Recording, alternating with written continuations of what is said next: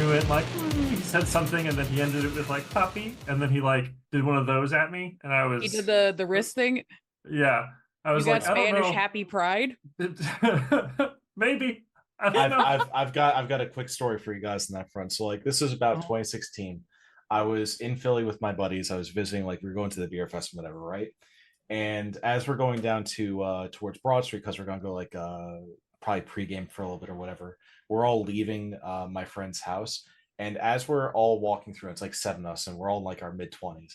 There's these two ladies that are sitting on the stoop in just outside their house in Philly.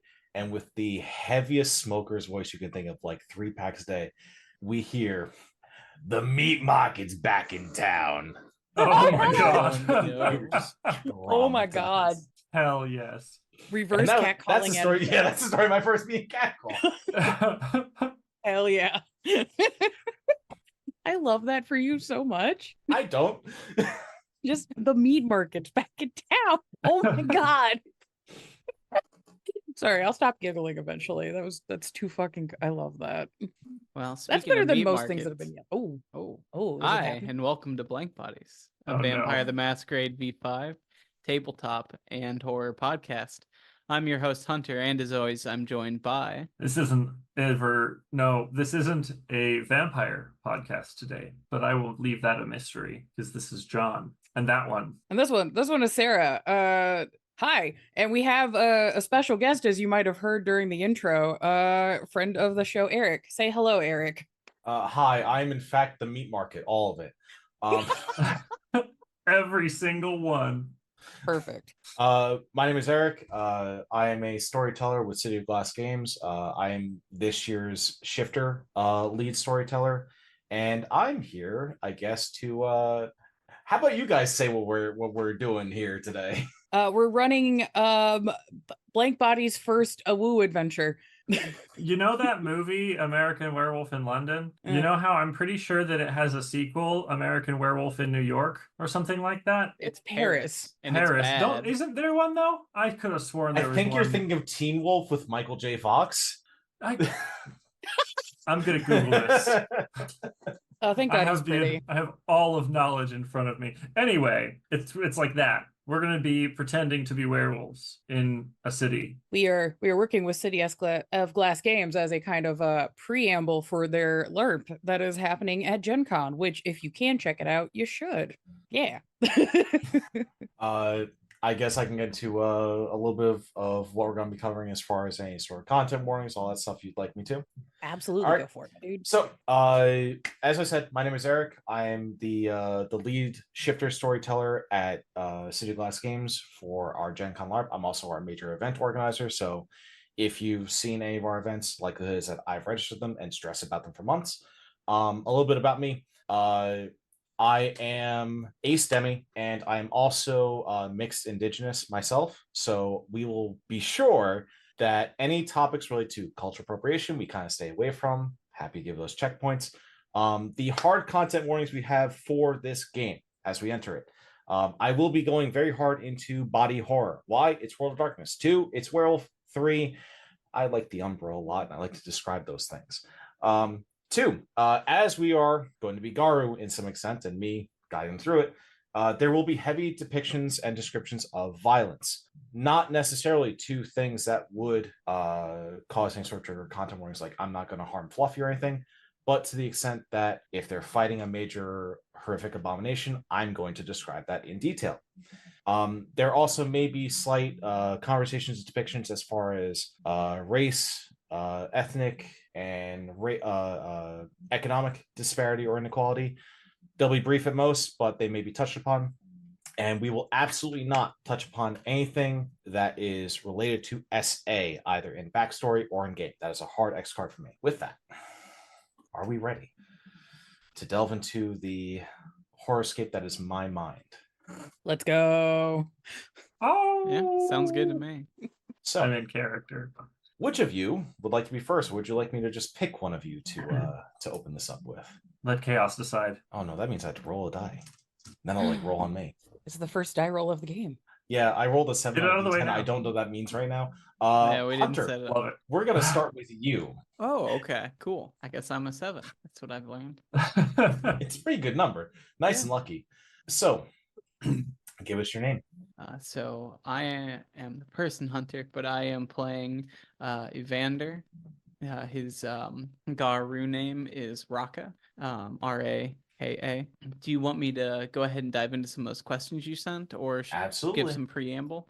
I'd say one of the key things about him is he is very much devoted to the moon and Luna. One of the things that I think gets him the most pushback from other Garu, but it's very, very core to him and his experience, and we'll talk about that when we get to one of the other questions. Actually, go ahead and roll right into that because I'll have a follow-up question once you give me a little description of what Evander's relationship is with Luna, with the moon, and other celestial beings, if need be. Okay, so that ties directly into his first change. He was younger, say 19, and kind of we'll stay in the Northeast, but in a more like rural area, and in a moody fog of hormones and emotions, like most teenagers. One night decided to just bolt. Some minor argument, can't even remember what started it, but just kind of bolted. And in running, ended up lost and started running out of fear. And all of a sudden, something took over him. And he just stopped and looked straight up, and there was the moon. And all of a sudden, there was like a calmness around him and almost peaceful. It felt like days, but all of a sudden he realized he was a wolf. So, with that, Hunter, we'll give you our first scene of the game. Ooh. Pick a state that you'd like to have grown up in. As you said, probably in the north, but give me a specific one if you like. Okay. How about, since we mentioned it in passing earlier, I just go with Rhode Island. Oh no. Why'd you do this to me? Your parents work for CVS at the head. No, I'm not going to do that to you. So, Evander, you've just graduated high school, probably a little bit later than that, but you're about a fall baby anyway, right? And you're just filled with this mix of emotion. Your parents have told you constantly about what they want you to be. Either mom wanted you to be a doctor, dad wanted you to follow up in the family business, whatever that looked like. And you simply wanted the option to live. You had your fixations when you were a kid, whether they be in the form of monster media. Maybe you just really enjoyed, playing on the Xbox, like I'm an old man, playing on the Xbox. Maybe it was just going out with your friends. Maybe it was just literally gazing up at the nightlit sky and just taking a moment to sort of recognize how small you were in the world and the universe. And through that, you just felt something within you. Within your family, there have been a couple of stories about your old Uncle Bob, how he lives alone, even within the deeper wilderness of Rhode Island. Probably about an hour outside of Providence, where the woods are heavy and thick.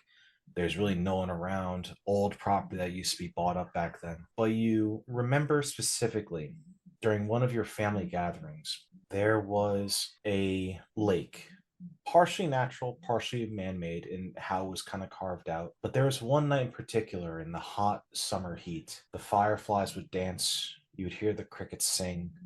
And it was a cloudy night. The clouds blocked your view, they obscured things, but you were maybe about 13, 14 years old, enough to still catch the whimsy of what a firefly was, or lightning bugs as we call it up in the north. You had your little jar with you to try to catch them and go, I caught a fire thing, right?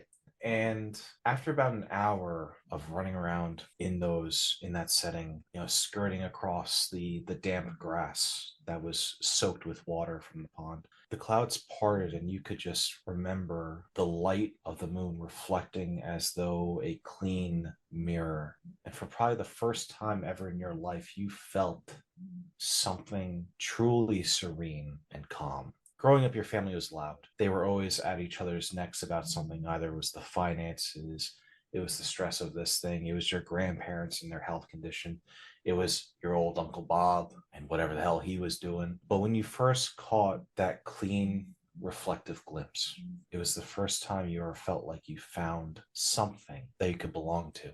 And as you are now an older teenager to a very young adult, go ahead and give me a stealth plus composure roll Stealth and composure. Let me see. against a difficulty of 3. I got 3. When you leave the house that night and you glimpse up, something is very familiar. It's either the feel in the air. It's about the same season. And there's still that cloud coverage, but you can see the peaking of the moon. But the problem is, where you are closer to the city, there's too much pollution. Not necessarily of trash on the ground or anything, but there's too much light. You can't capture that same feeling you had. And even though you're still able to hold on to your will, you start to walk just in a direction, a familiar one. Your old Uncle Bob only lived maybe 15, 20 miles out after all the woods got pretty thick out there. And you just found yourself taking one step after the other, as almost without a thought, you found your eyes staring directly up at the sky. And then with each step, you felt something about your figure. You would kind of try to work it out, like a tight shoulder, feel a little bit of an extra crack in your neck. Your knees felt like they were going through a growth spurt almost. As with each footfall, if you were paying attention, you may have heard it be heavier underneath you, under that humid summer air. But you were just so transfixed by what you saw in the sky, hoping that as with each minute that would pass, the clouds would break and you'd see more of Luna staring down at you. And suddenly the road gave way to more crunched summer dried leaves that should probably be cleared out lest they cause a fire. You felt the snaps of the twigs. You felt the needle pine bushes brush against your leg. And normally when you would wince because it would pierce your skin or scrape against you, but no, not tonight. You have a mission, and it's to see that goddamn moon. And you know the perfect spot to go see it. Evander, describe for me how you proceed through this woods. Is it natural? Is this a second sense? How is it? He almost moves in and out of intentionality. Like there are moments where it just flows and it's instinct. He's not really thinking it. There's so many other thoughts going through his head, taking in the world around him as he goes. And other times it's almost like he's hunting down the spot, like it was his moving against his way. But eventually it just builds until he's going faster and thinking less and less about where he's going until finally there he is. The woods give way to the open clearing, and you can feel the dampness and the wet that hits that ground until you find yourself about 3 steps into the most shallow part of the water. The dirt you can feel kick up. You haven't even so much taken off your shoes. You haven't looked down at all in these last 10 miles. It's a miracle that you got here within about the span of 2 hours as a whole, if you actually cared about that at all. And when you look down, you see that your hands are much, much larger than they've ever been before. Your shirt is torn at places, practically holding on by mere threads. Your hands have distended now. Your nails are much longer, much sharper than they've ever been before. And you bring them up in a little bit of a panic to your face. And you can feel as your jawline has also elongated itself. You snap out of your obsession with the moon for a moment to take account of what is going on with your body. And you start to have a little bit of a panic attack. Give me another composure plus survival roll. Difficulty on this is going to be 4. Got a 3 again. Okay. Your breath gets shorter. Your pulse rises. You're not angry as many other people would be at this. You're not encapsulated by fear, but you are encapsulated by anxiety right now. You don't know what's going on. Are you daydreaming? Where are you? Until you hear about 50, 60 feet behind you, familiar voice. A voice you've known since you were a kid, but it's lower. It's more gravelly. There's a bit of a roll to it. Who the hell are you on my land? You roll your head and your eyes backward. Again, this anxiety taking over you. And you can feel that you're about back at that age of 12, 13 years old. You're holding your hands to your face. You don't know what's going on. You've now looked down again and seen that you've grown about 1.5 feet taller. And there you see in a very similar form to you, with a pair of overalls where one's just hanging off by a prayer and it's just kind of draping down the side as this big clawed hand just scratches at his lower back. I say again, who the hell are you on my land? All right. Shit, I almost feel like I need to make another composure roll, but If you want to, that's entirely up to you. yeah. What do you think? If you do go for it, give me difficulty on this of 3. 3? All right. That's my pool, so let's see what happens. He's definitely, I would say, less scared and more just completely lost in the moment. So I got a 1. Okay. Describe how you react to this voice. So Well, now you actually see the thing in front of you too, so it's more than just a voice, isn't it? yeah, I think the experience is overwhelming. Obviously, everything that has come up to this point has been new and strange and almost dreamlike in the way. Like it kind of ebbed in and out of like conscious and instinctual, and almost compacting that in his dreamlike state is all of a sudden you've ran in the woods endlessly, and then here is your uncle staring at you, and now he is also a part wolf, and you realize that's what you're turning into, and you have no idea what this means. And I think there is like a moment of just dead silence and not even really moving. Like I would say kind of like, have you ever seen like a car accident or something in public and your whole body just kind of tenses up and like you want to like run or get out of the way or go help, but all of those thoughts happen at once, and so your whole body just kind of seizes for a second and then you do none of them. You're literally stuck at the crossroads of fight or flight, and your body's just 3 different directions. Yeah, eventually I think the most he gets to utter out is just Bob, like flat. I'm gonna make a quick roll here. You said you rolled a 1 on your difficulty before, right? Yep. Gotcha. The hand now brings itself back out from scratching his backside, and there's a little bit of a snarl that gathers at the bottom left corner of his lip. And when you utter Bob, what would have been him springing into an attack on you, instead you see his shoulders kind of drop a little bit, and he brings one very large hand to run through a mane of fur on the back of his head and down his neck, and just goes, "Ah, hell, which one of you is it?" Evander. Well, I guess I'll take that, Evan. Better than I'll take your cousin Sally.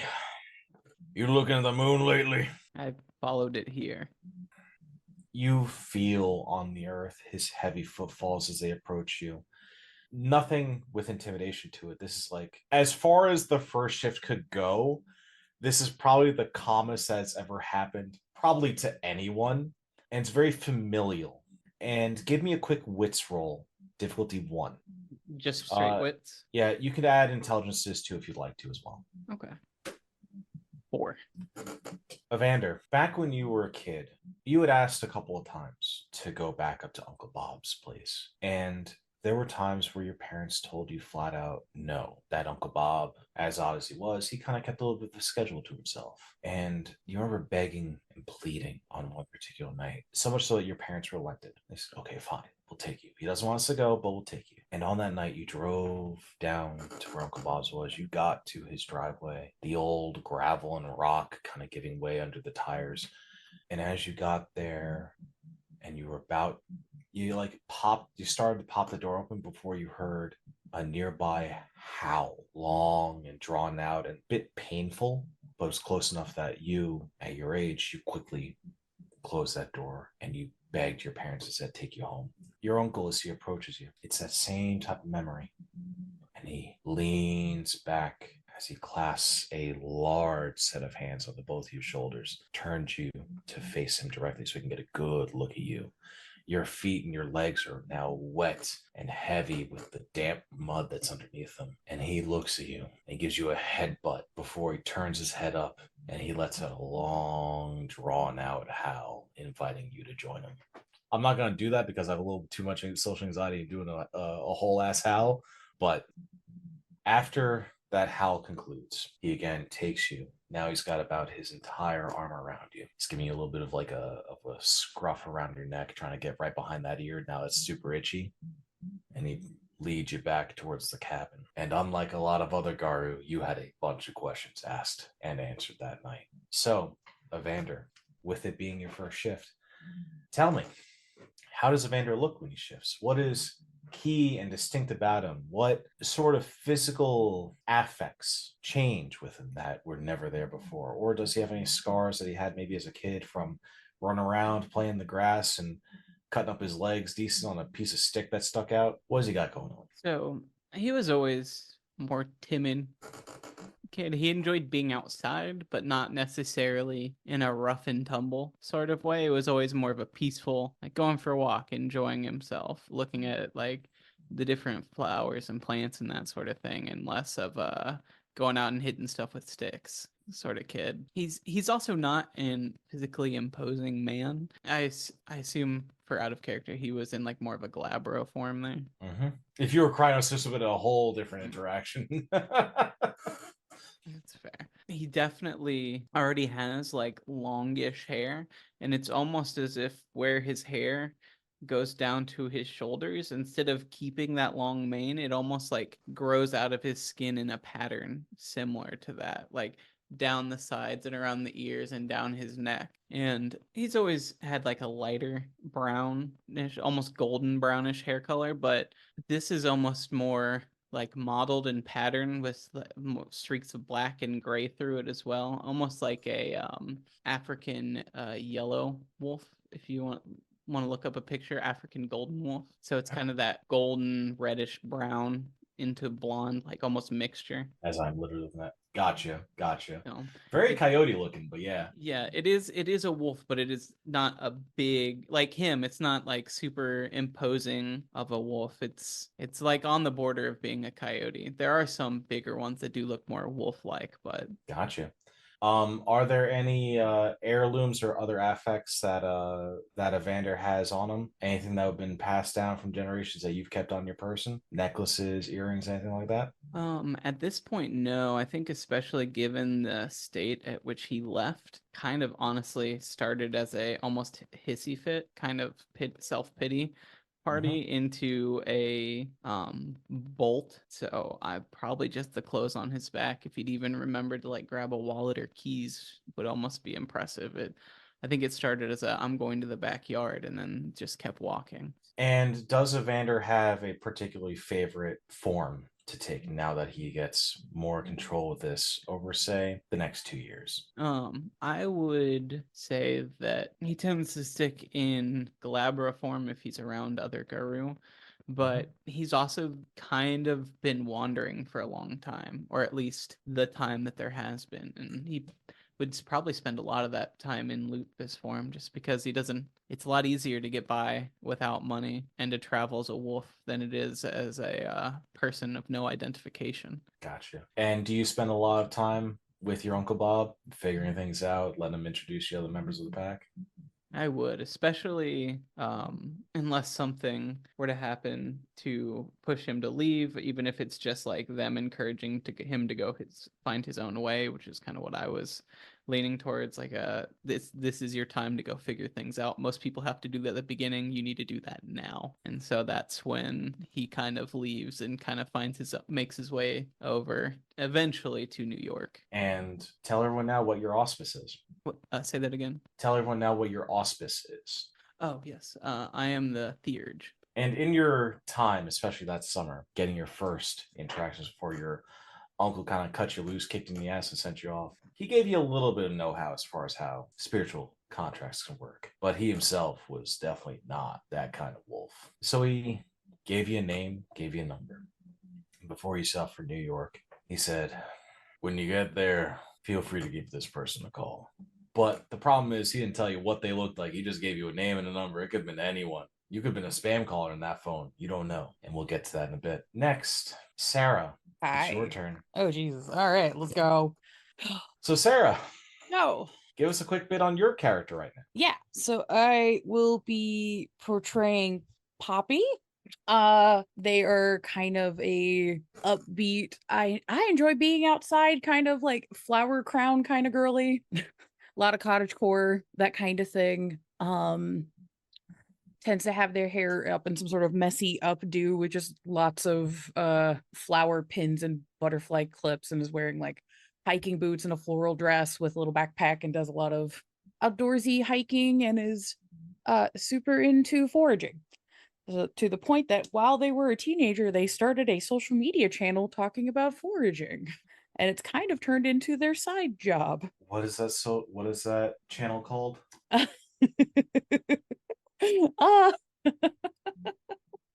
uh, Poppy finds, because Poppy finds things. You know, Gen Z and Gen Alpha, they love Poppy finds. Fuck yeah. It's like most of it's foraging, some of it is makeup tutorials, because you know you do the little fairy freckles, and it's like I do my makeups for girls. Probably listens to way too much Chapel Roan. Is she a big in-person social butterfly, or is she more when she's in her element and ready to hyper fixate on things? Is that where she kicks off? I would say she's very bubbly and overly friendly, to the point where people are just like, something's wrong with you. With a question mark? Yeah, which I maybe kind of clashes with the fact that her family is like escaped white trash from Appalachia, so like they're all trying to hide all of that nonsense, and she's like, no, but these cool family traditions, we should share them with people, like this is neat. Just lots of genuine enthusiasm.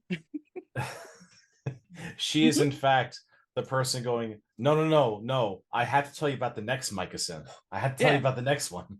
Guys, I found so much chicken of the woods. I don't know if this that one's stuff is poisonous, so so I might good. find out soon. It's a mushroom that is really good for making meat-like dishes for people that are like filthy vegans. Like she's low-key a big fan of like Alexis Nicole, but is too nervous to like go say hi to this creator. Is she herself a filthy vegan? No.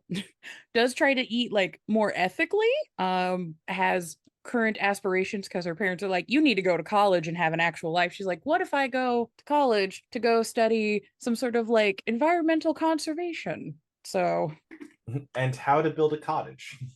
yeah. Architectural engineering, got it. Yeah. With a minor in botany. Yeah, the family does not believe that the Tiki Talks career is actually going to work out, so that she's waiting on several colleges to get back for her. But in the meantime, she's like, just keep doing my thing. I'm just really good at finding things. Now, Sarah. Yeah. Or should I say Poppy? Yes. Hi. What was your first shift like? Okay. So, I believe because of where I'm going to be placing her family's from like upstate Pennsylvania. Okay. So Yeah. in the Allegheny area, basically? Yeah. So she probably took her phone and her tripod and a foraging bag and a backpack, had on the good boots, and was like, I'm gonna go do a bunch of filming because I got some time off this weekend. But I went off to the woods by myself. I'm like, I have my cell phone, I have my GPS thing, I should be back before sundown. I'll let you know if anything bad happens. Bye, family, love you. And then everything went wrong. What season did she embark on this journey? Probably gonna say like early spring. Like it's the start of ramp season. So it's like, and the thing about Pennsylvania you should know is that there's about 3 different forms of false spring, full spring, and every other type of spring. So this is like, you just saw the snow melt for the first time, like, it must be now. You were wrong. It's still winter. Damn. That's okay. But with that, we will roll into your scene now. Poppy, you yourself are, like you said, very outgoing. You like to find yourself in nature just as much as you like to overly explain to people how you like to find yourself in nature, especially within the greater Allegheny area. You know that grocery stores tend to be a place where you can just share all sorts of ideas, good and bad. And so you may have been out there with a table occasionally next to the farmer's market or next to some other guy's store you don't really know outside their first name. The fact that they kind of were nice to you that one time and let you set up a table without complaining. You would also set up right next to the Girl Scout table, and that would cause a rivalry for some reason. But I could trade flowers for cookies. Or you could trade mushrooms for cookies. Or the two of you would just go into a simple side hustle. Who knows? Cookie Mafia. Hell yeah. Cookie Mafia mama. And when you were set up, you were gathering your supplies, you were trying to get a little bit of extra money on the side. You were just selling little baskets of what you'd found because one, you knew what was good enough to eat. Two, you knew it wasn't going to dissect your liver. Mhm. And people would love your hand-picked mushrooms because they were fresh from there. They weren't corporate. They weren't coming from some big city processing plant that everyone hated. I'm pulling myself up by my own bootstraps, which is technically impossible. You somehow found a way. You even made a TikTok about how you did that. And Yep. then try to do a pull yourself up by your bootstrap challenge and failed miserably. But you It got laughed so it many off views. because it's meant to be. Yeah. Like I said, Gen Z, Gen Alpha, even some millennials, they love you and your content. And you finally gathered enough money to like get yourself like a decent enough bedroll. You were planning to go out into the woods for at least a couple of days because you love nature. You love being outside. You like to find all the shit you can. Sprouting from the ground, sprouting from a tree. Selfishly, and what you don't like to say is that you did try just about every shroom you find, including the fun ones. Hell yeah, the fun ones. And as you're going out, you're getting deeper and deeper and deeper into the woods. It still gets dark around 5, 6 p.m. And you just continue to listen to the sounds. You follow all the survival tracks you've done. Hell, for the sake of it, we'll say that you're an Eagle Scout. You're one Hell of the yeah. first ones to be an Eagle Scout. Fuck gender norms. Exactly. Fun fact, we have a friend named Chloe who is also among the first classes of Eagle Scouts as a fan presenting person. Go, Chloe. Hell yeah. Hey. And as you're setting up for the night, you find yourself a decent mound of rock, solid ground. You have the choice of either set up high or at least be in an open enough space where you could like set a little perimeter, right? Mhm. And you've again taken weekend trips into the woods before, especially as you were a young adult. You had no problems with it. Your parents probably took you out earlier. Scoutmasters definitely took you out earlier on the group camping trips. And even though you're always separated from everyone because of gender norms and fuck that, right? You were still pretty well accepted. They still took care of you. You always felt secure. But on this particular night, you feel the sting of the cold wind biting against your skin. Oh no. You set up everything as you should. You set up your tent, you set up your bedroll, you have enough warmth about you, but you can still feel that cold air. And when we're talking Pennsylvania with that lake effect, cold air. Yeah. We're talking that night was probably sub 10 degrees with the wind chill. I should have brought thermal leggings. Whoops. You should probably bought a lot more than just thermal leggings. You Whoops. thought you were prepared, but you weren't. The spring can- lied to me. The third full spring giving way to the second winter and the fourth winter. Fuck the third winter. And you feel your body go into a heavy shiver. And you can feel your processes start to slow down just a bit. Not hypothermically speaking, but enough to be like, if you were at home with the AC blasting on you and you kind of fell asleep easier with that, sort of more of that feeling. And you're in your tent and you're rolled up into your little sack. Your bedroll feels harder and crispier than it ever has before. And you have a little bit like a small kerosene lamp next to you. Which, by the way, kids, be careful with that. Especially inside tents. Especially inside tents. Yep. I'm a Especially they're not teenager. It's ventilated. fine. Nothing can kill me. Oh, wait. And the fuel in that lamp, you didn't pack a whole lot because you weren't expecting to be this cold. Why? Because you didn't look at the weather report. Why? Because again, nothing can kill you. You're a young adult. Unmedicated ADHD. You did this for the gram and for the talk. It was a mistake. And that lantern, that lamp, that local source of heat dies down rapidly. No. And what you failed to do when you were setting up is to completely secure your tent. As the door, that little pane, that flap rips itself open as there's No. a strong gust of wind. So much that it kind of rocks your tent back and forth a little bit. And it knocks over the lamp. No. The fire, instead of spreading, snuffs completely. You're left in complete darkness. This is a night of full cloud coverage. And you can see the flecks of snow start to drop from the sky and on down to the ground. There's snow. What was that? There's snow? I was like, there's snow? It's Pennsylvania. There's always snow. Fuck. To varying degrees of snow and not snow. Yeah. And another hard gust of wind, now that the flap of the tent is blown open, basically rings itself right into and swirls itself into your tent. You're jostled back awake, trying to just gather yourself. Do me a favor and roll me a survival plus wits. Difficulty 2. Difficulty 2. Excellent. This is a better dice pool for me. What, the Okay. mushroom person being good at survival? No. 4 successes. Oh, Poppy definitely has one of those like e-girl mushroom hats. The ones that she spins around and things fall Stop. from it. What? Your eyes snap awake. You shake your head. You can feel the snow. You run your hands through it really quick. But you know that your first priority has to be secure the tent again, right? Mhm. And you can see the front left area of it. So orienting the tent kind of like a square diamond shape, right? Your head is more towards the back of that square.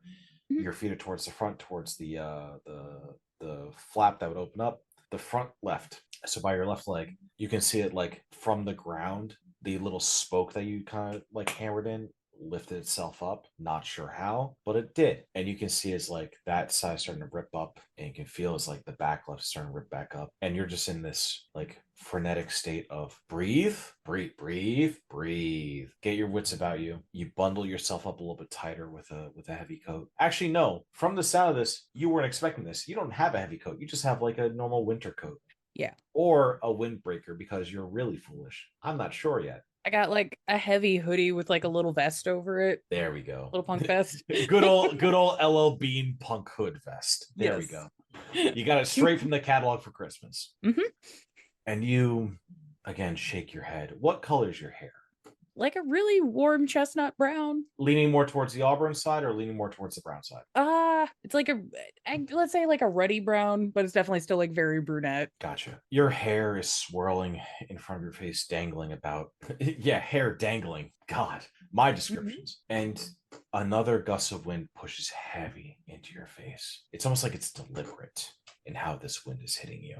Like it's sending you a message of, you think you can fucking handle the wild? Let's see. Rude. And you stumble backwards a step, rolling back onto your ass. Shake your head again. Give me a strength. This is going to be weird, but just trust me on this. Give me a strength plus brawl, or strength plus athletics, whichever you prefer. Difficulty 2. I'm gonna go strength and athletics, even though it's the same dice pool. This is fine. I got 1. The wind hits you again, the cold stinging your face, biting against you. You can feel as your lips and as your nose burn a little bit with a little bit of frostbite. As you now, more than being knocked over, you roll over on your ass as the front of the tent flips up completely. Damn it. And you kind of get wrapped up in a little bit.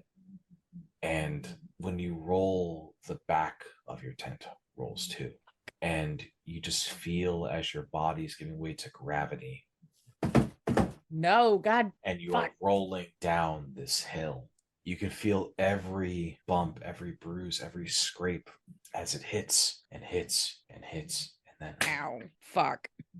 you feel the worst pain you've ever felt in your life as your body practically wraps itself around something before the physics kind of tosses you back, and your spine just like gives one of those pops, like you just went to the chiropractor and got the garbage pail treatment, right? No, everything's broken. Fuck. And you, with your eyes darting around, you do the test. You can still feel your fingers, you can feel your toes, but they're very, very cold, and you can't tell if it's either from the impact or from the cold as to what's happening. All this like nylon covering is in your face. You can breathe, but you're stressed. Yeah. And you take a moment to gather yourself. You're thinking, if I can just get to my phone, I can at least call someone. I can figure out where I am. I can get my coordinates, that type of deal. And you take a moment to shuffle about in the wreckage of your tent. Luckily for you, through the roll, the nylon has torn itself on some areas of the fabric. So it's not like you're suffocating or anything. And your phone, you can feel it, but you also feel that immediate despair as you can feel the spider crack that's on it. My family's gonna kill me. We haven't paid off the phone yet. Fuck. This is why you get insurance, kids. And you just let this fuck with it, right? You're trying to keep your cool as best you can. You're trying to go, okay, it's not the worst it can be. And then you hear a sound from outside. It is a low, heavy growl. You know your sounds. You've studied enough. You've watched enough YouTube videos. You know the sound of a brown bear. Fuck. And you know you can't just jangle your keys at it and make it go away. No. I mean, it's better than finding a man in the woods, so I'll take the bear. Fuck. I wouldn't do that to you. Ugh. But you hear this growl, and you also remember what time of the year it is. Yep. Hibernation has just worn off. Fuck. And the problem is that everything is hungry. Mhm. And you can hear as leaves and sticks give way with each heavy footfall. And you see just from what shreds of light there are, because even though your phone for the most part is broken, like the flashlight itself is still stuck. Mhm. You can see as it dances with a shadow, and you can see the maw of this thing just kind of roll itself over. What is going through Poppy's mind right now? Fuck. Just fuck repeatedly. Just like, On a scale of 1 to 10, where's your stress? I'm gonna say 10. This is a 10 moment. I think this is a valid 10 moment. There's a bear involved. This went from I might freeze to death to I am a hungry man dinner for a bear potentially. Fuck, because it's a frozen dinner. Get it? Because I'm cold. I don't think there's any TVs nearby though. He ain't watching the wheel. Damn. What do you try to do, Poppy? Could I do just a quick intelligence and survival just to see if Poppy even remembers what would technically be the appropriate thing to do right now? Sure, but in your heightened state, it's going to be difficulty 4. That's fine. I just figured that would be a fair, like, just fuck, panic. What do I do? I should know what to do. Oh, I definitely should know what to do. Holy shit. 6. Holy shit. The first thing you try to do Mhm. is you just try to check your breathing. You try to stay as quiet and calm as possible. You're hoping with a hope that by not making it known there's like a thing in here trying to grasp and hold itself together, that maybe this bear will just wander off on its own and be unentertained by whatever's happening inside. Best case scenario, my backpack got flung somewhere and it's going to eat a bunch of fucking granola bars. Your backpack is not, in fact, flung anywhere. It is just stuck in this mess with you. Fuck. And you maintain your breathing, and you still feel the cold on you, and your mind snaps to something else. An instant, sharp pain that is running up your leg. Do you reach down to feel it? Very cautiously, because I just want to make sure I didn't actually break my leg and I just didn't notice due to the adrenaline panic. When you reach down, Mhm. you feel your hands become a little wet and oily, just your fingertips, No. and you can feel something sharp along it. Fuck. Do you glance down at it if you can? If I can and not ruffle the tent, sure. You do one of those things where it's like you're in an 80s dance movie where you just like move your head and try to crane as best you can, and the light from your phone dances just a bit as you do move, and you can see clearly, even through your pants, the familiar bone white of your leg, and it twisted in a way that it should not be twisted. Take 2 points of superficial damage for me. You know what? Sure. This is fine. This is fantastic. The bear continues to sniff around the tent, and now you can see as its head kind of starts to poke an indent into it. Panic doesn't even begin to describe what you feel. Poppy, this was supposed to be routine. This was supposed to be a usual day out in the woods for you. This is supposed to be you making content for the laughs, right? Doing it for the gram, just getting a little bit of a bust for your side business. And it's gone to this. And you don't know what's next. Nope. And in your stress, there's a jolt of more pain, but this comes from now your neck and your shoulders and your upper back. And if you could double over and let out a scream, you would, but you're trying your best to hold it in. Do me a resolve plus composure on this one. Oh, sure. I will not tell you the difficulty until you tell me your result. Oh, fantastic. I was like, this is fine. This is a great pull for me, actually. I got 3. Okay. Your breath, you're doing the best to steady, but you can feel as it gets heavier, as it gets faster, as it burns itself out of your control. You don't know why. Your eyes are darting back and forth. Even with the light, the little light you have from your phone, you can see that it's able to capture a little bit of the bear's figure on there as the facial indent on that nylon is now starting to poke through. You can feel it pressing towards your leg. And the shock is starting to wear off just a little bit, where now that sharp pain is really starting to set in. And still, you feel as bone and muscle kind of give way to something else in your upper body. You can't control the contortions that you're going through.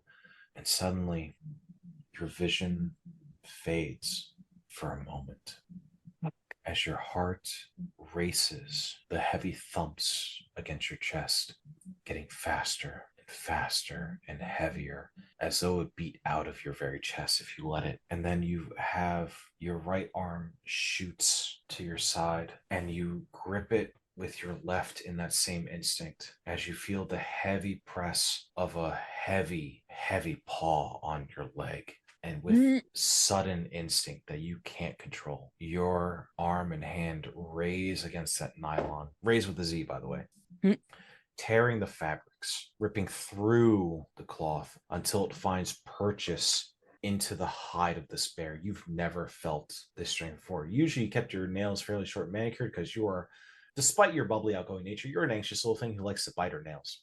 Yeah.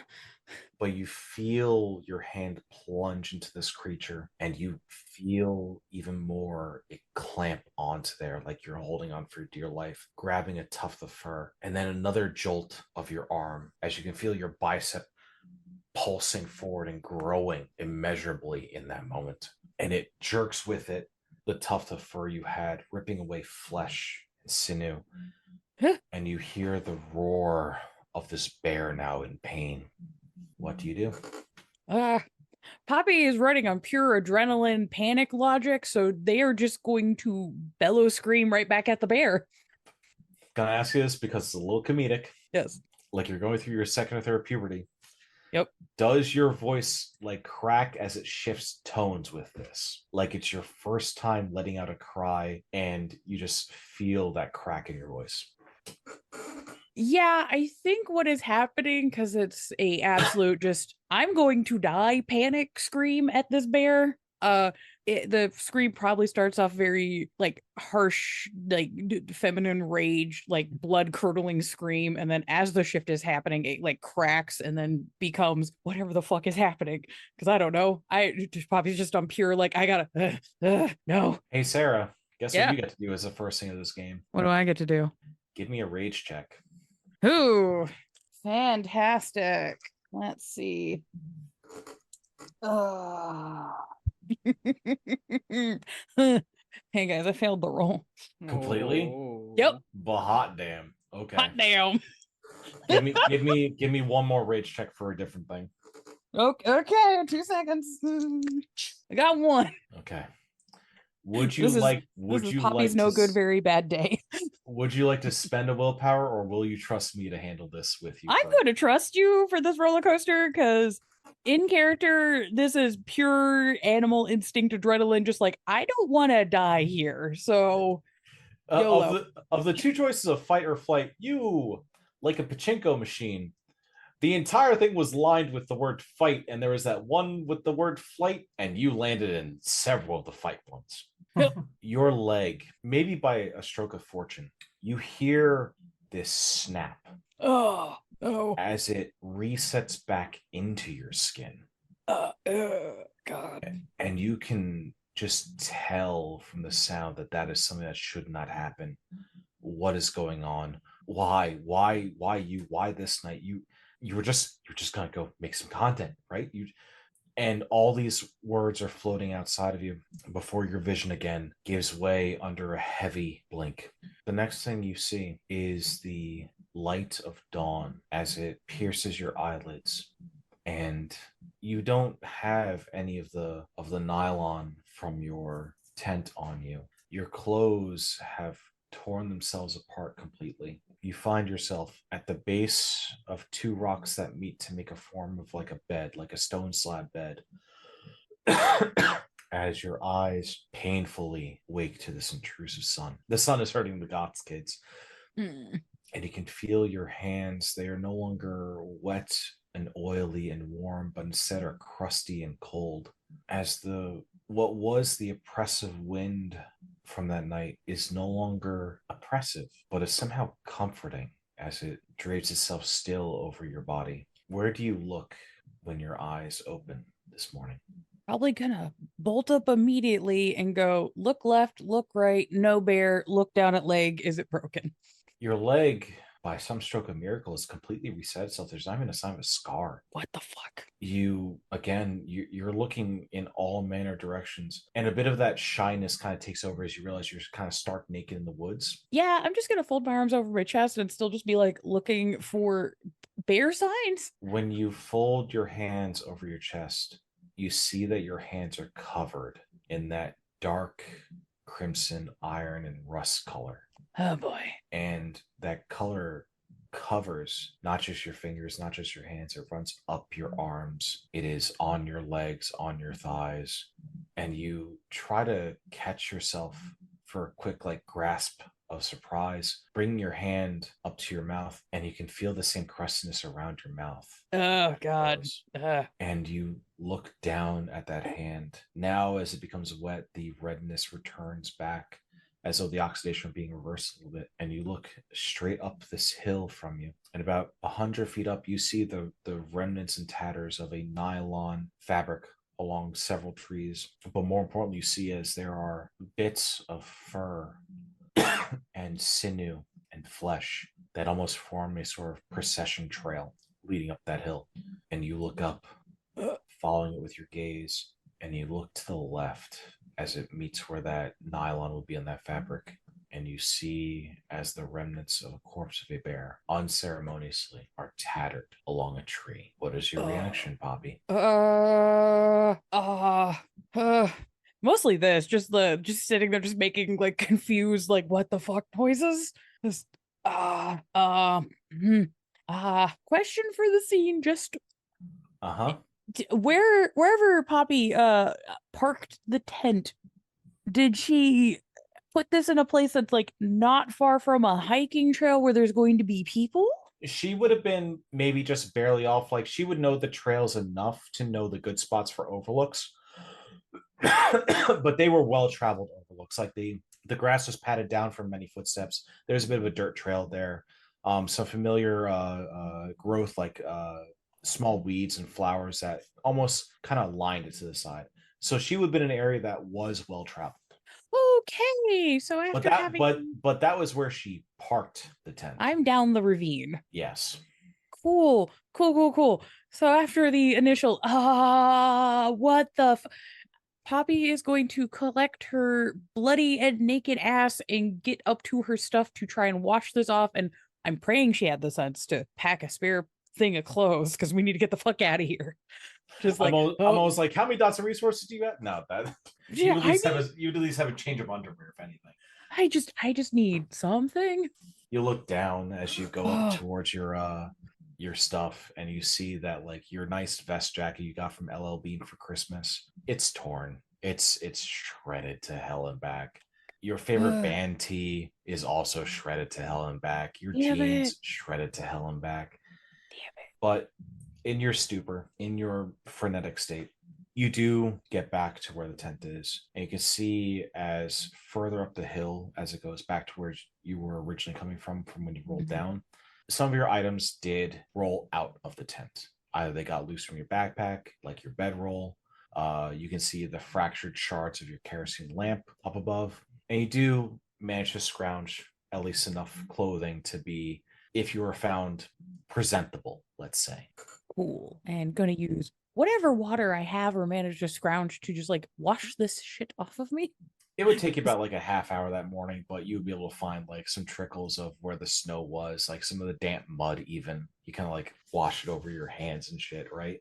So you're very brown, you're very dirty, you're very sweaty, you are very frightened as to what the hell happened. Yeah. Just gonna tidy up as best I can, put my boots on, grab my broken phone and what of my things I can grab, and just hike back to my car because I don't know what else to do. I just, okay, that happened. I need to leave now. Whoa. As you hike back down, Oh God, it's very kind of quiet and serene because about the early part of daybreak, right? Mm-hmm. But I saw your eyes go up to. "Oh." Hmm. There are the sounds of footsteps coming nearby where your tent was parked and then where it wound up. You can hear the voices calling to each other. One feminine, one masculine, kind of talking to each other. Do you see anything? No, I don't see any. And they catch themselves and they pause as a woman looks down at you, and she like quickly raised her hands to her face in shock. Miss, are you okay? Are you? And she I- stops dead in her stammer as she looks up at that tree and she lets out a cry, a scream, looking back up towards where that bear was. Go for it. Your first thought, fuck. Fuck. Yeah, Puppy just sees all of that and will do the most teenager reaction of just fuck and just runs. She's deadbolts. Just deadbolts away. Okay. Okay. Just In the I'm conversation, in trouble. Fuck it. in the conversation of man or bear, you in fact still chose bear. Exactly. It's like, I don't know these people. I'm panicked, and Sarah can't remember if brown bears are federally protected animals, and I don't want to go to jail. No time for mushroom finding either. No time. No time. No, you fuck the mushrooms. in a mix of like being on all fours and threes and just like trying to scramble down. You trip, you fall, you roll. Weirdly enough, you feel more athletic than you ever had before in your life, which is stunning to you given the ordeal you've been through and the fact that your leg somehow healed itself. Maybe you were just in a stupor and you thought that you shattered and snapped your leg. Maybe. Yeah, clearly my leg wasn't broken because I couldn't do this, and this is all adrenaline. Yep. And you get yourself out of the woods, you get to the clearing, you sort of remember the trails of what you took, and you see your car. Oh, thank God. And you're just like scrambling to get to your car, and you can't find your keys. Oh. As a voice calls back to you now, the familiar feminine voice, familiar in that sense. Just the one I heard recently. And she like breaks the clearing too, and she kind of like stops and like does like one of the, easy there type of motions, and like in her one hand you can see that she's got like your keys on there that has like a little mushroom keychain on there. Yeah. She goes, I think these are yours. It's okay. We heard, we were sleeping up nearby too. We heard a commotion last night. We didn't think anything of it. We figured we'd check in the morning. We decided to stay up in trees, not on the ground. Maybe that's why. Really cold, really windy. I get it. We're not going to hurt you. Mm-hmm. Are you okay? I think at this point, Poppy's just gonna is standing facing them, but will just like lean back against their car, which I'm assuming is like some sort of second hand terrain, some sort of Subaru. That's a Subaru. Subaru during Pride Month. Right. Representation. Yeah, so they're gonna kind of fall back against their car and then just like slowly sink and just like start crying. Cause this is a lot and I don't know what's going on. And I think I'm going to jail for killing a bear. And the woman will sit beside you and kind of like, she asks for consent before like kind of giving you some sympathetic pats, like lets you just kind of cry into her a little bit. Just like, I was going to go to college. Now I'm going to prison. They killed a bear. The masked individual will eventually come down like with gathered remnants of whatever was from your sight. The kerosene glass shatters.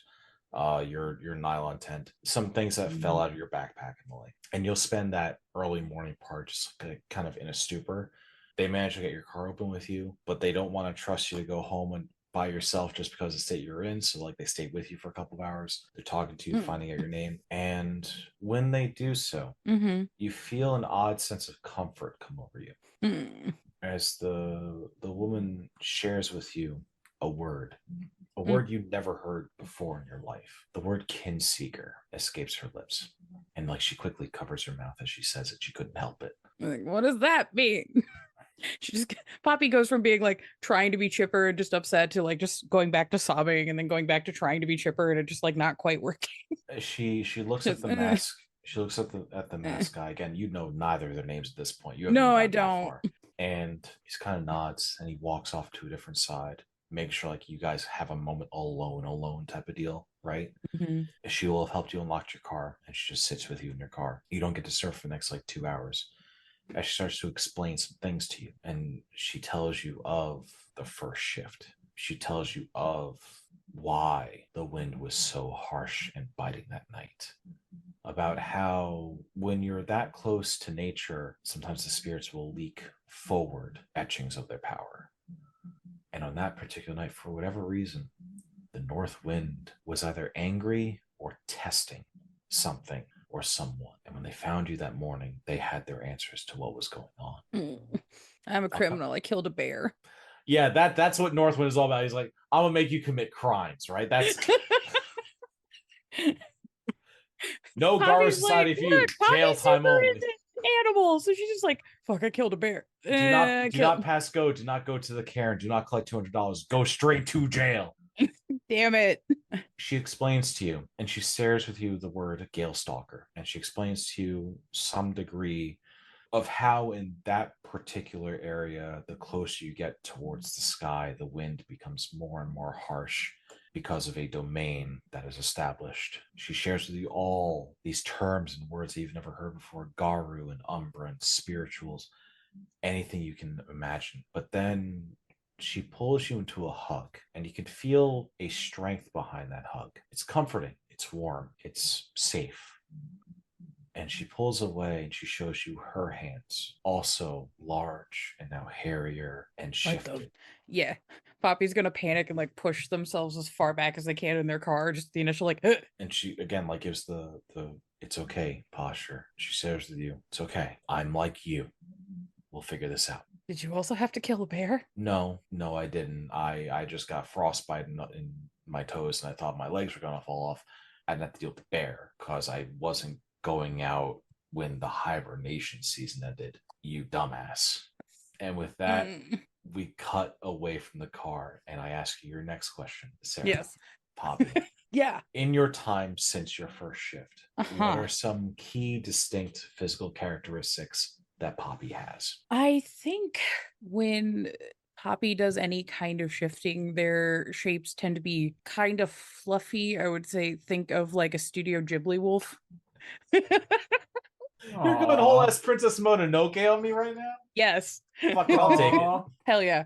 I love it. I'm gonna defeat the boars, and then the people, and then the boars again, and then the people again. Yeah. And I don't know if she's able to like keep some of like the flower and or whatever little hair clip she has just kind of stays somewhat on the wolf form, just because I think that's entertaining.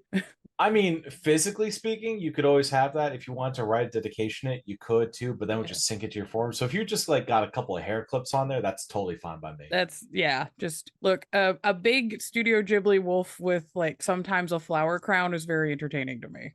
It feels like her vibe. Like everyone else is being a hard ass, and then there's just hi. You move in with italics whimsy. Yes. And the form will generally keep that same kind of ruddy, kind of burnt umber, kind of brunette, brown, chocolate, if you will. Yep. And is there a particular form since learning more about herself or about themselves? I forget I didn't ever ask you your pronouns for your character, so She, they. okay, we'll go with it. I think she does her best to stay in Hamid form as much as possible given their day job. Cause look, as much as Wolf, it would be weird if she was able to use her lupus form to pretend it's a pet for like extra. She's like, no, she thought about it really hard and went, no. As much as engagement would be good for that, I can't be in my human form and lupus form at the same time on camera. Once you started sharing more details about yourself to this couple, you got a very quick talking to about what the litany is and about what delirium is. And you went, maybe I won't girl boss too close to the sun today. Not this time. Or any day. So I'm gonna stay in Hamid form as much as possible. But what you would find, though, is that much in the same way of how you forage and how you make those calls in the spot of like what's good and what's bad, you have a natural tendency to judge everything and anything around you. As would you like to reveal what your auspice is? I got Philodox. Hey, yo, judgy little Gen Z. Yeah, it's great. Imagine being rid to filth by just the frilliest cottagecore person with hiking boots. with a little like mushroom pin or like a couple that just kind of like Oh, dangle mushroom from their earrings. hair. Yeah, Yeah. that's Yeah. terrible. That's No, it's terrible. great. No, Poppy's fantastic. Has like bright, colorful, like eye makeup. That's just the lesbian pride flag. Poppy, that concludes your story of your first shift. We'll get more into that later when we decide to see how you join the care. Yay. For now, let's rotate to our final member of this journey. Hi, John. I'm John.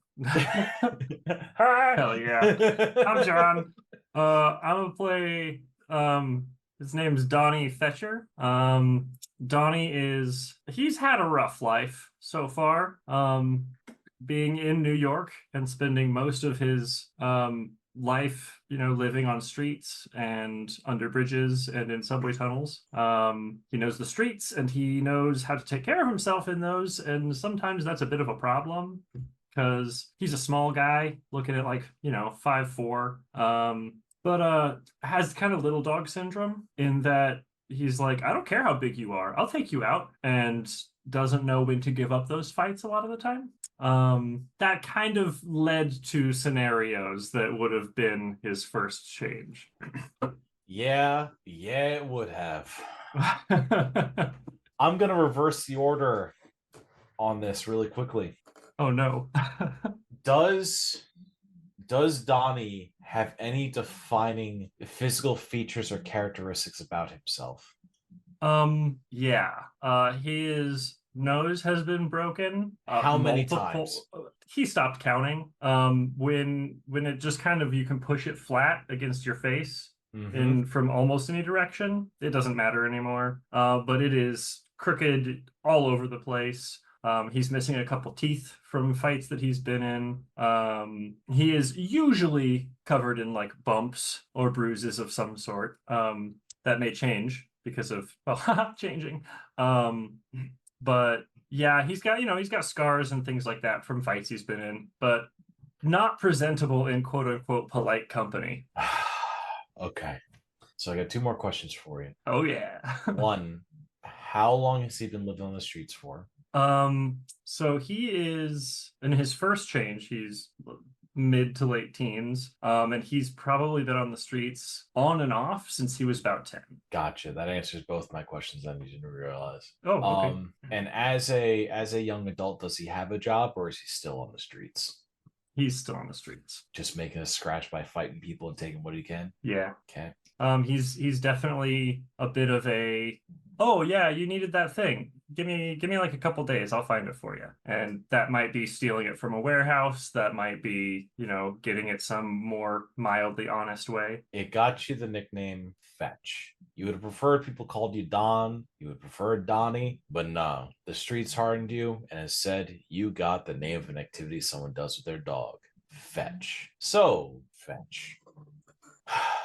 Let's roll into your scene a little bit in your past. So as you suggested, life's been hard for you. You've grown up in the school of hard knocks. You have gotten to more fights than you have teeth. You've gotten to break more bones than you ever had friends. And every time, there were no mom's kisses or dad's quick lessons to toughen you up about to meet you at home. No, all that met you was simply the cold taste of concrete. You've been in and out of the system. You've been in and out of homes. And eventually, you just ran away too many times. They gave up on you. No child left behind seemed to pass you right over. And you tried the school thing a couple of times. You did your best, but it was never enough. The life of order and duty and all this shit didn't mean anything to you. No, all that mattered to you was being able to fight, because people can talk a lot with their mouth. They can say a lot of bullshit. You know what doesn't lie? The first time you get punched in the goddamn face. And you still remember the first time that you broke the goddamn nose of yours. About 11 years old, coming to puberty, picked a fight with one of the kids that thought they were tough shit because they had parents to take care of their money or some shit. And yeah, you got that first clean hit right on his jaw. You saw him spit out a couple of teeth. You saw the blood. You saw him scream. Unfortunately, it was 5 against 1, and they taught you a lesson back. But after that day, you promised yourself that even if you were 10 on 1, 20 on 1, 100 on 1, you were never going to be the one that was going to back down. You're going to make them get tired of hitting you before you gave in. You're going to make them learn the lesson that they couldn't just get Donnie to give up. It wasn't in your blood, and soon it would not be in your body either. Give it a few more years. You're rolling around, let's say, Staten Island right now, because no one really likes Staten Island. For those of you who are listening who are from Staten Island still sucks. And had to break character there for a second for that one. it sits right in between where Jersey is and where New York ends. By the way, I'm also a New Yorker, so take that. And you've found yourself on the bad end of some deals. You're still trying to scrounge money. You still want to make a life for yourself. Sure, you slept under one underpass, you slept under them all. It doesn't mean a goddamn thing to a hard-earned, hot meal, right? And you've done a couple of runs every now and then. You fell in with the crowds. You start becoming a reliable source, a guy who can get things for you, right? And those hard-earned mafioso type that would just take advantage of people like you. They gave you a name. They called you Fetch. Your first time, you really belonged to a goddamn thing. Sure, you still had to eat their scraps, but better than having to suck the rats dry, right? So you're about 16 years old this day, old enough to just go to juvie as opposed to being locked away in prison for a long ass time if anything went wrong. One of the guys, Paulie Bacon, gave you a job from the boss. Why don't you make 2 drops that day? Right where the river met the rock at the shore, gave you 2 small trash bags. He told you don't look inside them, just drop them. Make sure you wash your hands off first. Wash the bags if you gotta. Just be clean. Be quick about it. You weren't in the business of asking questions. You knew if the money was clean and if you get a meal out of it, that was all you needed. So you gave a nod. He gave you a quick punch in the shoulders, how you kind of greeted each other. Bacon became a bit of your handler, if you would, and you happily marched your ass on down towards the rocky shore. And you could see the dirt and the grime that met you just as a reflection of yourself, of that crooked and broken face of yours on those jagged rocks. What's going through Donnie's mind right now? Right now, he's not meeting anyone down there. He's specifically dropping things, right? He's a sole operator right now. Okay. He's probably made at least one of the drops, and he's just kind of sitting there, taking a moment, because getting away from the city isn't something he gets to do very often. And so it's not quiet. It's still like Jersey, but it's not like in a subway tunnel. So he's just kind of taking it in, trying to like let himself take a moment of relaxation. He's not great at it, but he's trying. It's that period of time in the year where May just gives way into June. And from those of you from the area, you know right when that first humid day hits and how that sweat just sticks to you. It makes you feel all sorts of miserable. And when you're going about carefully pacing yourself on those jagged rocks, you can hear the sounds of the seagulls above you as they fight over whatever small scraps they can get. You see them littering across the entire sand that was just meeting a little bit of a jetty. Give me a quick dexterity plus athletics, difficulty 3. Got 1. It's successes on 7s, right? Yeah, 1. Hot damn. You're walking your way through. You're trying to be careful as the old soles on your shoes. You can feel a hole in them, and out of nowhere, a splash of water kind of hits you, glistens off the rock, and what was originally kind of rough and hot, you feel your foot slip completely off of you, and you tumble against those hard, jagged rocks. The bags totally escape you as you kind of fling them forward clumsily, and you just feel as your arm slams on one of those edges. And again, you've been in enough fights to know when something's not right. You take one look down, and right almost halfway up from where your wrist would meet your arm and then to the elbow, you can see that your arm's bending away it shouldn't be. You can see the lump that's kind of pressing itself against your skin. Give me a straight resolve check, difficulty 1. I'll let you add streetwise to this too. Awesome, possum. 1, 2. 2 successes. Donnie, you gotta roll better, buddy. Before a scream can escape you, you lean your head towards your shoulder and you just bite into the salty tasting shirt that you're wearing that's drenched in sweat. And you're just holding it as much as you can, trying to hold out until the shock can hit you, until that bit of numbness and the adrenaline can start flowing through you. You pace. You let yourself give a little bit of a winsome scream into your shirt as you tuck your head further into your shoulder. And you do it about 4 times before you're able to sit up on those rocks. and you start to feel that numbness take it now. You don't really feel your arm, but you can tell that's dragging a bit. You weren't even paying attention to the seagulls and what they were doing. As you look forward in those 2 trash bags that you had, one that's been ripped open slightly, and you look forward and you can see a tuft of silverish blonde hair poking through it. Short silver blonde hair. And you blink for a couple of seconds on. You knew that they were dealing with some shady ass business. You didn't think that you were transporting this. You didn't think you were moving what was left of a body before a seagull lands beside it, looks at you almost in a taunting way, and plunges its beak, pulling and twisting as it rips out the eye that would have otherwise been staring at you, and it turns back, and you can see the bit of the retinal tissue and that ocular nerve before that seagull just takes off. Do me a wits. Yeah, let's go wits plus stealth right now. Difficulty 4. Hey, exactly 4. You scramble to get to the other bag that's unopened, shooing off the seagulls with your one good hand.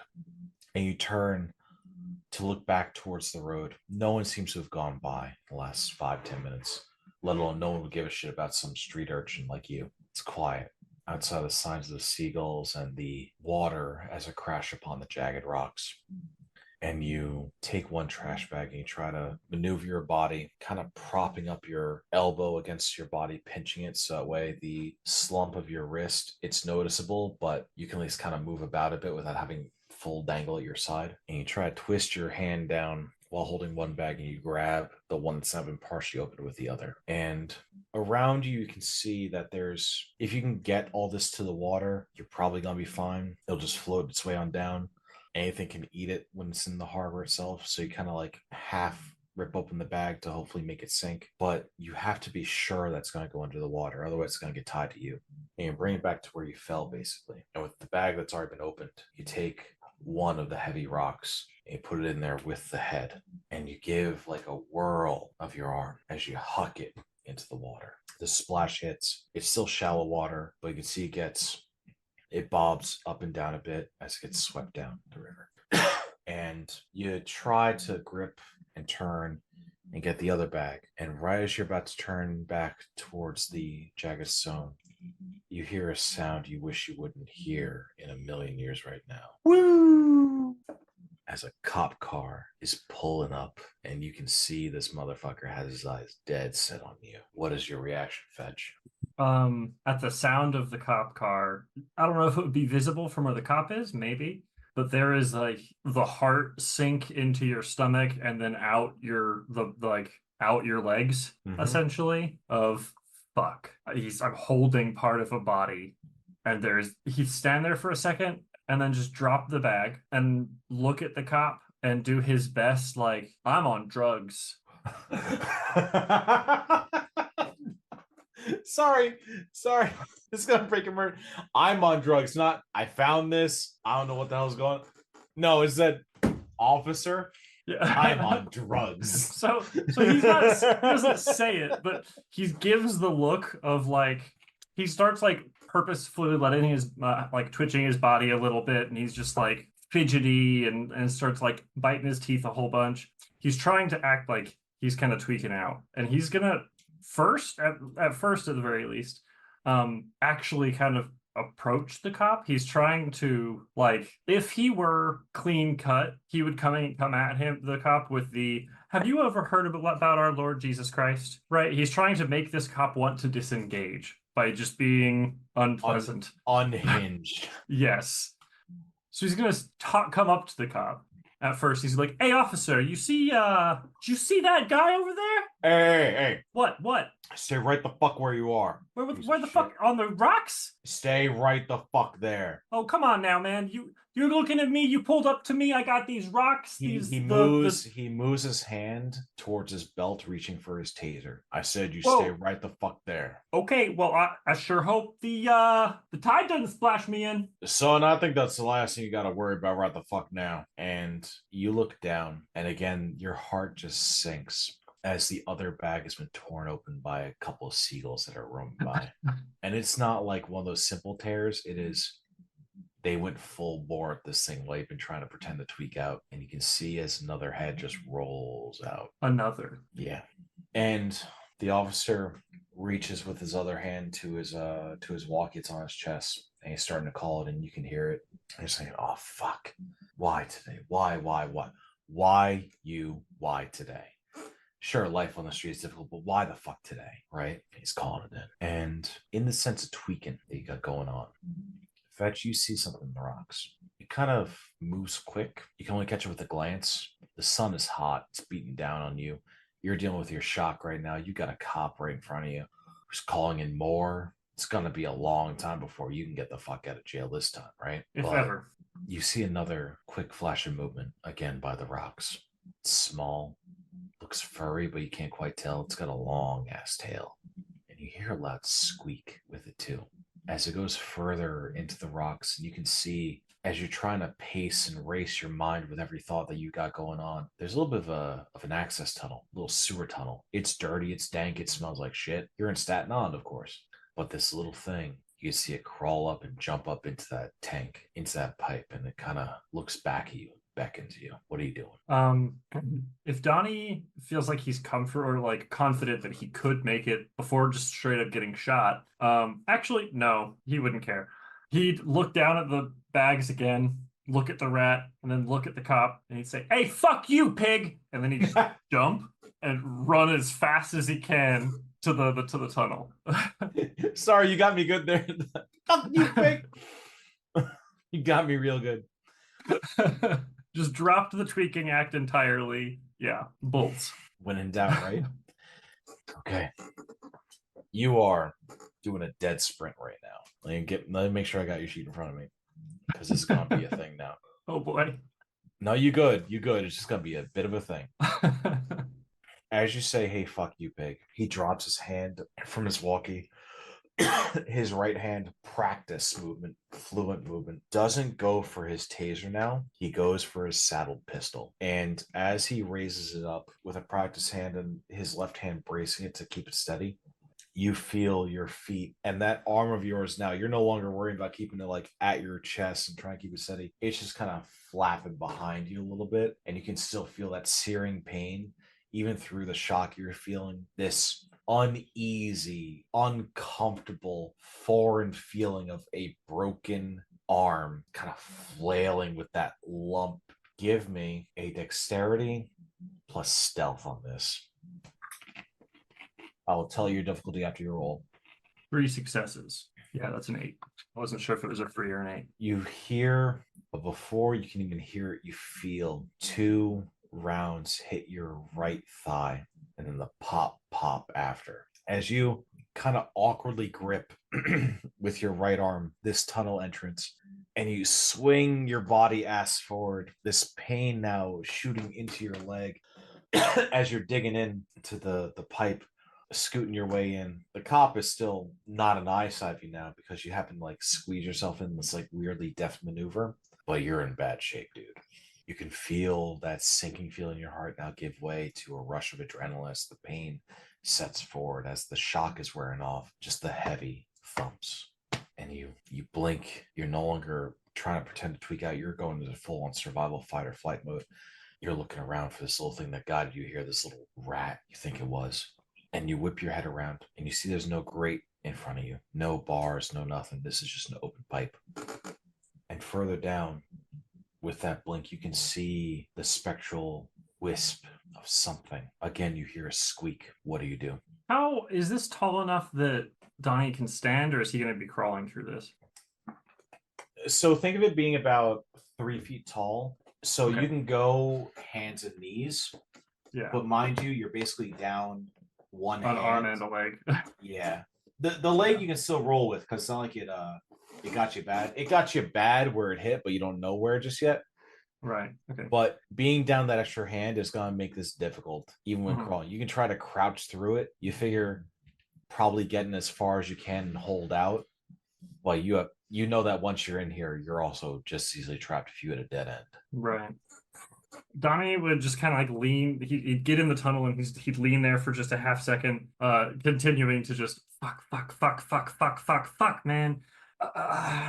And he'd kind of look over at the wispiness of the rat, and he'd be like, "Look, man, I guess I'm dead anyway. Fuck." And he'd start kind of just dragging himself as best he can down the tunnel. Give me awareness plus wits. Difficulty 2. Awareness plus wits. 2. 2? Yep. Okay. You follow this thing. You have no idea where it's going to take you. You quite rightly don't give a fuck where it's going to take you. You're just going to follow this wispiness. And as you do, you feel your arm isn't hurting anymore. Maybe the shock is back in. The puncture wounds you would have had from the gunshots into your thigh, you'd be expecting a lot of blood. You don't actually have that much blood. You're hoping it means that you're actually still alive and okay. Maybe you're just dreaming this all up. Maybe it's a hallucination, but hell, you've been doing some weird things before. You just pretended to tweak out. Maybe you really did tweak out. I could have hit my head on those rocks. You could have hit your head on those rocks. You could be out cold. You could be up in a stupor. You don't fucking know. Hell, maybe there weren't even heads in those bags at all. Maybe it's just some fucking bricks. Who knows? But you push forward in this muck and dirty water. Thankfully, this isn't one of the bathroom runoffs. It's just seemingly from water treatment. And you continue to follow through this stench, this spectral figure, this rat. But your limbs, you're moving in this pipe much more easily than you would as a person. You're not the tallest by any means, but you'd have thought you had a lot less room to work around in. But with each half crawl step forward, you notice as the pipe kind of gets itself a little bit bigger. Hasn't opened up to anything yet, but it's still a little bigger. But you're just focused on what's in front of you, blinking, trying to keep your breathing under control. Give me a straight wits roll. 1 success. Okay. You don't know what's going on with you. You're just focused on what's in front of you. As your right leg, or was it your arm, is now hairier and smaller than it was before.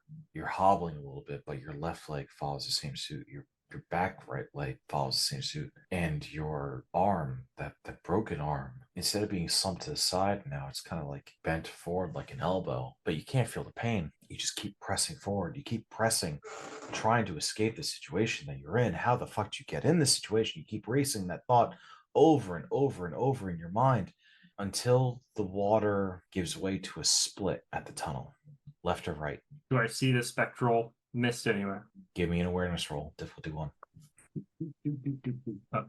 Awareness 2. Your eyes start left and right, trying to figure out this choice, and you see to your left, again, the wisp of a tail, and you just clamp onto that thought, and you rush after it. You continue to push through. Your legs are working. Your body is working. You're just somehow smaller. You keep looking forward, only forward. You have to get out of here. The rat thing, it doesn't disappear from your vision anymore. Instead, it seems to wait and walk beside you as you make another 3 or 4 turns, alternating, staying the same. It's not quite clear before the waterway opens up to a proper tunnel with 2 walks on either side. Service tunnel. The sounds of the officers or officer kind of echoes back in the distance, but you know that he's not going to ruin his day by crawling up this shit. And being able to catch your breath now, you look down and your eyes must have been playing tricks on you, but no, as all of your arm is now covered in it fur, your other arm, which was broken, fully broken, you can put weight on it now. It's set back like nothing happened. Your snout still feels a little crooked. You still have that familiar feel on that, but you're not a man, not a man you've seen. Your hands are now paws. You can feel with heightened senses the rancid air that you're still surrounded by, hitting you 10, 20 times more than normal.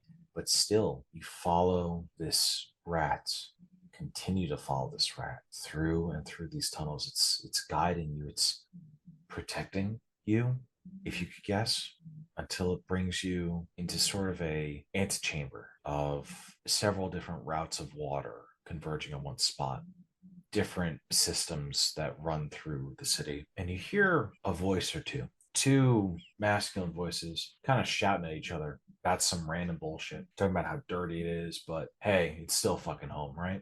But the voices go quiet when they hear your footsteps, and you're here with a shh. I think I heard something. Man, you always fucking hearing things down here. What difference does it make? No, you don't. I fucking heard something. And you catch this vision of wild hair, completely unkempt, tattered clothes. He's looking back at you. And he kind of bites at his lip a little bit before he lets out this spit of a heavy black tar, chewing tobacco. What do you think, Bill? And he lets out another heavy wad of spit. As another man, half balding, scratches at the top of his scalp, and you can see as the dandruff flakes run off it. Hell, Dylan, I think we got ourselves a runaway this time. What do you think we should do about it? Donnie would start, well, I guess, growling. If he has conscious of what he's doing, he's growling. If he doesn't, he's saying, hey, fuck you guys. I ain't no runaway. I belong down here just as much as you do. You're frantically trying to get this across as though you were in your Hamid form. Yeah. But instead of running, these two men, they just stare back at you. And the one that you heard called Billy speaks back. Shut the fuck up, you goddamn pup. What do you do about that? Well, okay. Donnie in Hamid form, he'd march right up to the guy. You just straight up shifting off that? No, Gotcha. I was saying if he were in Hamid form. Ah, gotcha. Yeah, no. He just walks up to the straight up to the guy, like, the fuck are you saying? And would probably even like purposefully step on the guy's foot and do one of those dog stare at him. Again, the weird thing is these two guys, they don't move from you. They don't feel at all intimidated. This is frustrating. Instead, Dylan gives you a hard kick in the ribs, and you can feel this pressure on you as you let out a wince of pain. Billy shouts at you. I heard what the fuck you said, you goddamn pup. What, you think just because you're going through your first one, you make it any special than us? I'm sorry, it's not often you get shot, all right? It's not often you wander around with a fucking rat. I'm a little bit on edge. Wait. What you say you falling around? A rat. Billy looks at Dylan. Ah, fuck. What's wrong with the rat? I thought it was nice. He flips you a middle finger. Says, shut the fuck up, you goddamn pup. Let me goddamn think for a second. Dylan looks back at Billy. Billy shrugs his shoulders. You a stray? Is that what you is? He just looks around like, yeah, I'm talking to you, fucking piece of shit. I mean, no, I don't think. Oh, really? Who's your parents? Donnie stays quiet. Told you, fucking stray. God damn, we've been getting another one on our doorstep. Yeah. You want to handle this one Dylan shot? I fucking got it. A little bit of conversation here would be cool. Maybe don't talk about me I'm not in the room. We're having a conversation with ourselves to figure out what the fuck to do about you, piece of shit. I ain't no piece of shit. All right, maybe I'm a little bit of a piece of shit. But come on. At saying, okay, maybe I'm a little piece of shit, you see this smile crack across the half balding man Dylan's head and mouth. He goes, oh no. Hey boy, let me ask you a question, boy. Did you get tied up to one of them families? One of them bad ones?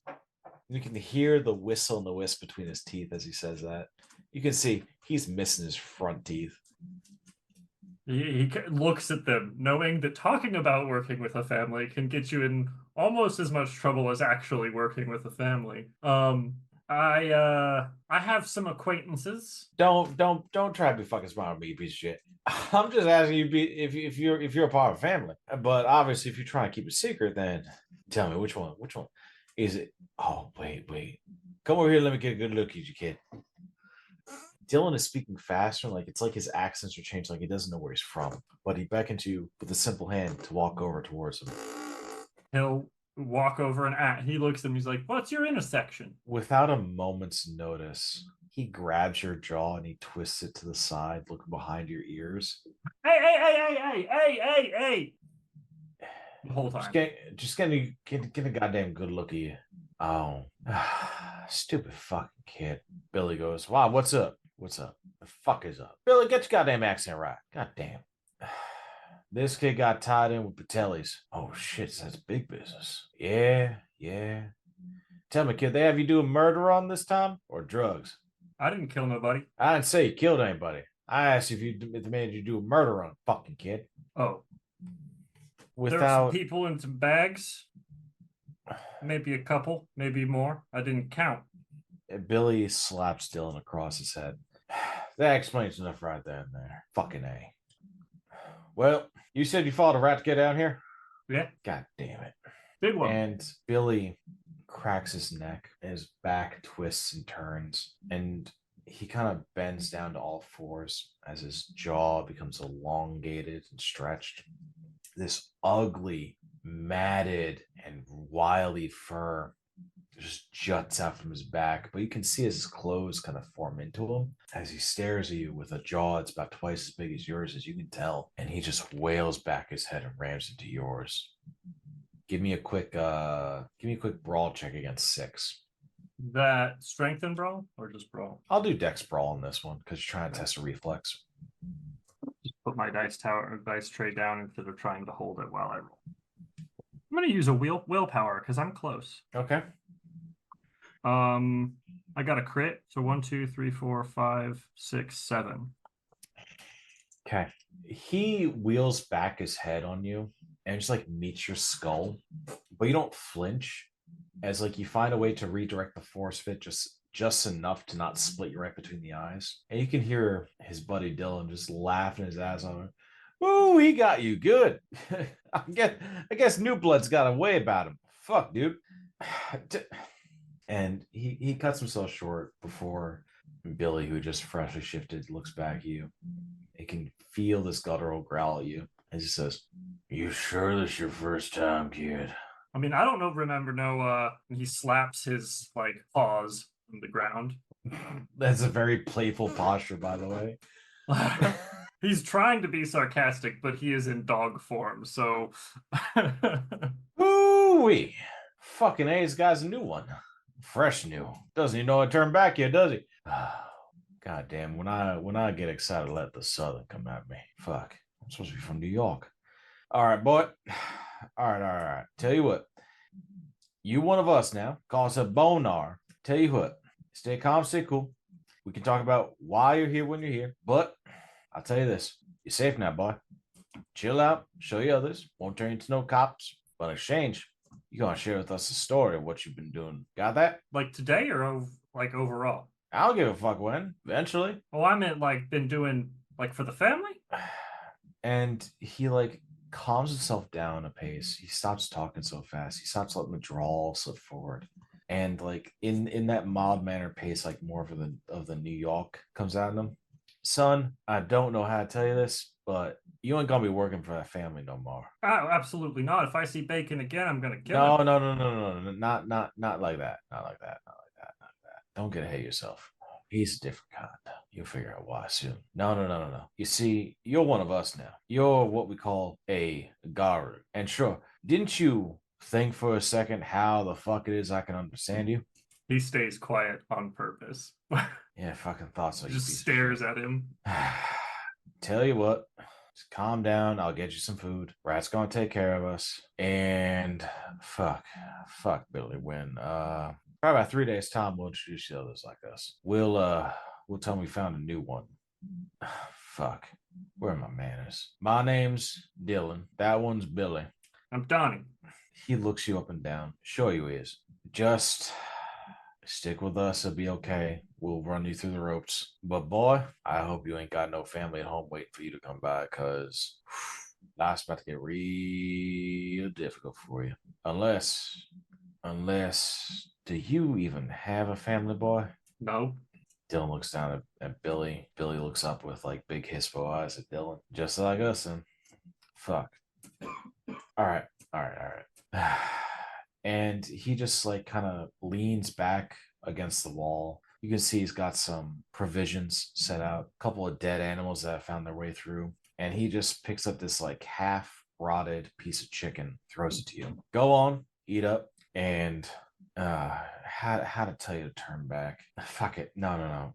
Don't worry about that right now. We'll teach you that in a bit. Eat that food, wait a couple of hours to a couple of days, and then maybe we'll figure out where the fuck you belong in all this, okay? All right. You said your name was Donnie? Yeah. Sorry, you gotta find out this way, Donnie. And with a weird sense of like familiarity, these two, worse for wear, semi-human beings, They take you under their wing for the next couple of days. They teach you how to change your form. And sure enough, about 2-3 days later, a few other bone gnars come through.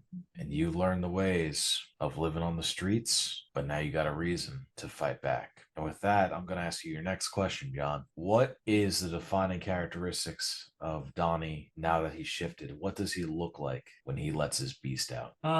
Donnie's other forms, not Hamid, kind of reflect him on the inside, which is not so trusting or friendly, or healthy.